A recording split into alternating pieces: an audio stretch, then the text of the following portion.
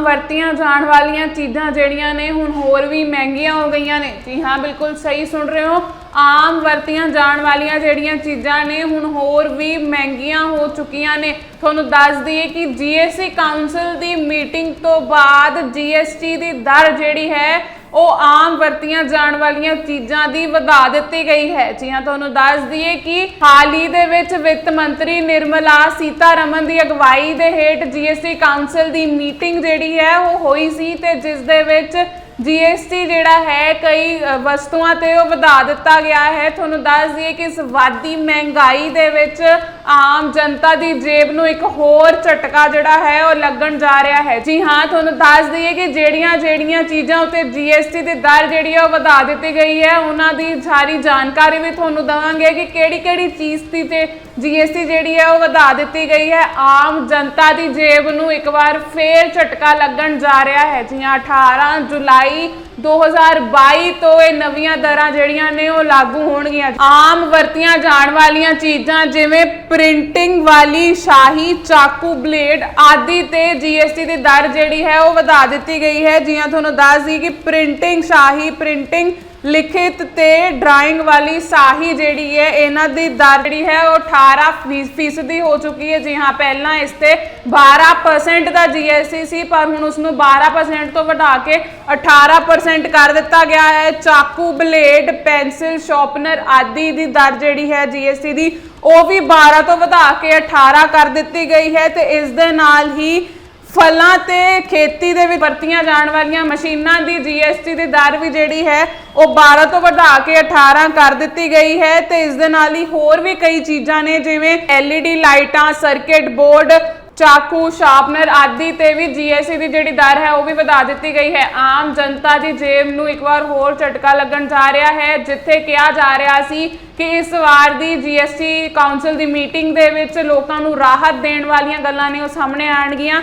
पर राहत तां नहीं बल्कि एक होर झटका जिहड़ा है आम जनता नूं लगन जा रहा है। जीएसटी की दर जिहड़ी है वो आम वरतीਆਂ जाण वालियां चीज़ां ते ਵਧਾ ਦਿੱਤੀ गई है। जी हाँ, ये मीटिंग जिहड़ी है वो हाल ही दे विच निर्मला सीताराम की अगवाई के हेठ कंडक्ट की गई सी ते जिस तो बाद ये सारियां दरां जिहड़ियां ने वो सामने आईयां ते आम वरतीਆਂ जाण वालियां चीज़ां दी कीमतां दे विच जिहड़ा एक बार फेर वाधा होण जा रहा है। आम वरतीਆਂ जाण वालियां चीज़ां जिहड़ियां ने हुण होर भी महंगियां हो गईयां ने। जी हाँ, बिल्कुल सही सुन रहे हो।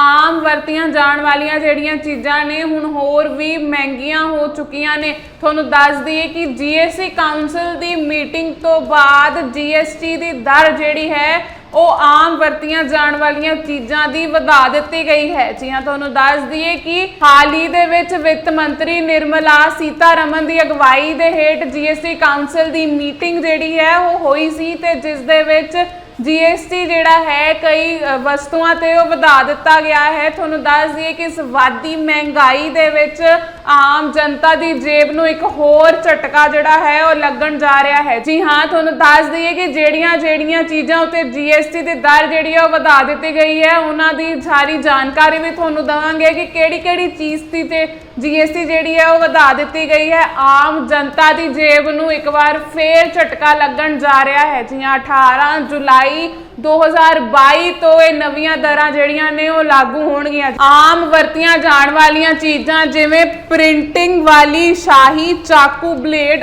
आदि ते जीएसटी की दर जिहड़ी है वो वधा दित्ती गई है। जी हाँ, तुहानूं दस दई कि प्रिंटिंग शाही, प्रिंटिंग लिखित ते ड्राइंग वाली शाही जी है इन्हां दी दर जी है वो 18% हो चुकी है। जी हाँ, पहला इस ते 12% का जीएसटी सी पर हुण उसनूं 12% तो वधा के 18% कर दिता गया है। चाकू, ब्लेड, पेंसिल, शॉर्पनर आदि दी दर जी है जीएसटी दी वो भी 12 तो वधा के 18 कर दी गई है। तो इस दे नाल ही फलों ते खेती दे विच वरतीਆਂ जाण वालियां मशीनां दी जीएसटी की दर भी जिहड़ी है वो 12 तो वधा के 18 कर दी गई है। तो इस दे नाल ही होर भी कई चीज़ां ने जिवें LED लाइटां, सर्किट बोर्ड, चाकू, शार्पनर आदि ते भी जीएसटी की जिहड़ी दर है वो भी वधा दी गई है। आम जनता की जेब नूं एक बार होर झटका लगन जा रहा है जिथे कहा जा रहा सी कि इस वार दी जीएसटी काउंसिल की मीटिंग दे विच लोकां नूं राहत देण वालियां गल्लां ने वो सामने आउणगीਆਂ पर राहत ਤਾਂ नहीं बल्कि एक होर झटका ਜਿਹੜਾ है आम जनता ਨੂੰ ਲੱਗਣ ਜਾ ਰਿਹਾ है। जीएसटी ਦੀ ਦਰ ਜਿਹੜੀ है ਉਹ ਆਮ ਵਰਤੀਆਂ ਜਾਣ ਵਾਲੀਆਂ ਚੀਜ਼ਾਂ ਤੇ ਵਧਾ ਦਿੱਤੀ ਗਈ ਹੈ। ਜੀ ਹਾਂ, ਇਹ ਮੀਟਿੰਗ ਜਿਹੜੀ ਹੈ ਉਹ ਹਾਲ ਹੀ ਦੇ ਵਿੱਚ ਨਿਰਮਲਾ ਸੀਤਾਰਾਮ ਦੀ ਅਗਵਾਈ ਦੇ ਹੇਠ ਕੰਡਕਟ ਕੀਤੀ ਗਈ ਸੀ ਤੇ ਜਿਸ ਤੋਂ ਬਾਅਦ ਇਹ ਸਾਰੀਆਂ ਦਰਾਂ ਜਿਹੜੀਆਂ ਨੇ ਉਹ ਸਾਹਮਣੇ ਆਈਆਂ ਤੇ ਆਮ ਵਰਤੀਆਂ ਜਾਣ ਵਾਲੀਆਂ ਚੀਜ਼ਾਂ ਦੀ ਕੀਮਤਾਂ ਦੇ ਵਿੱਚ ਜਿਹੜਾ ਇੱਕ ਵਾਰ ਫੇਰ ਵਾਧਾ ਹੋਣ ਜਾ ਰਿਹਾ ਹੈ।